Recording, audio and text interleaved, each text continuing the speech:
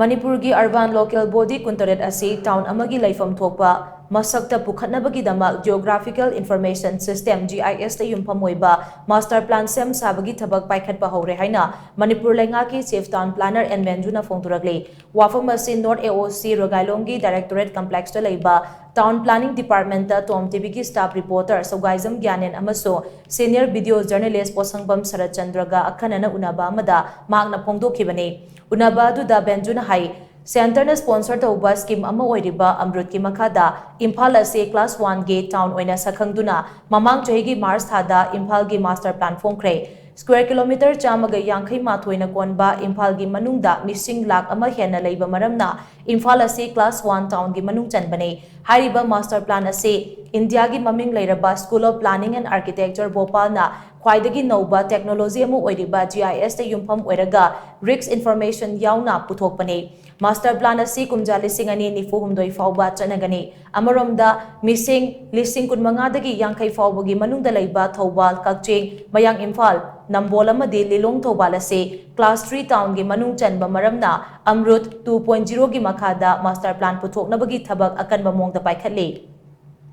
Madugi damak tender tauduna hauzi India gi achoba farm mari bidar oina thazilakle makoi sing adu dagi khwaidagi matik chaba bidar ama khangani hariba mafam manga gi master plan ase kumjali singani kuntaret faubagi manungda puthokani masiga iroinana lemhoriba town kunmathoi ge master plan na state ki senthang makhada puthokna ba thabak paikhalle masige manungda district headquarters taramari amaso more border town ase GIS ta yumpham oiba master plan puthokna ba School of Planning and Architecture Bhopal na akanba mongda thabak paikhatuna chada yankhai gi changda thabak loisilakle laibak thibadi hauzik thokliba irang asina maram oiraga thabak makha chathabang ngamdana leiri masiga iroinana lemhoriba urban local body tarataret ki GIS ta yumpham oiba master plan su hauzik preparation tawba haure consultant neklaga groundwork na chingba thabak thauram kaya haukiba tha ama ani asidagi paikhatba haukre master plan da yauriba kayat sing ase mapung phana illabadi chahi kun gi matungda aikoina thamliba manglana do mangphauna bangamgani haina mahakna makha takhi Hojik phawbada town kunteresing manungda Amrut ki makhada Imphal tawre aduga Amrut 2.0 gi makhada town manga ama pipeline da leire aduga lemhoriba town kunmathoi simana akoi state ki funding makhada paikhananaba akoi gi thabak changsinba hore mamangi sahidagi hona koina akoi gi 14 district headquarter amadi more anijigi GIS based master plan semnaba koina School of Planning and Architecture Bhopal da sinakhare moina base map semdana ground truthing adi khoi survey work loidana jigi khoi inception report submit tawrle data analysis report hore huji phawda huji leba stage irang jina maram oidana huji makha chataba ngamdadana leiri aduga lemhoriba town taratret amagina huji state senthang makhada lemhoriba town taratret si igi ju khoi GIS based master plan preparation sem sabal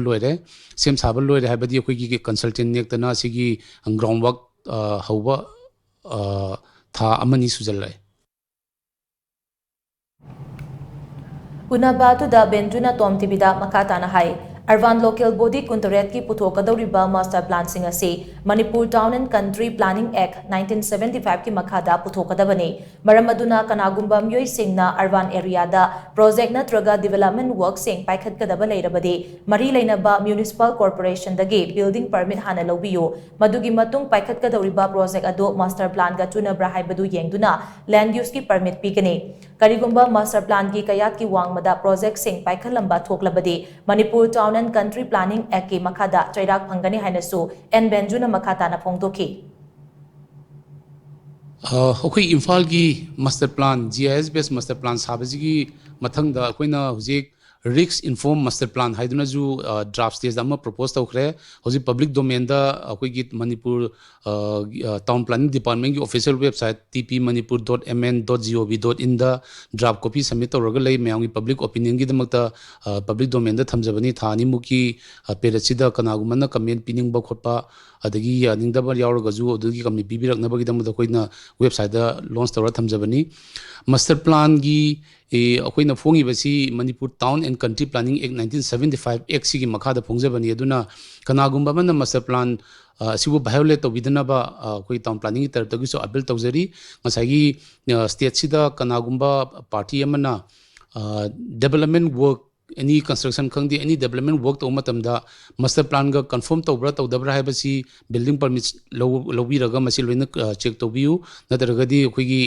master plan violate to haibado thokani haibunu sigi cheksin wise dang thamjage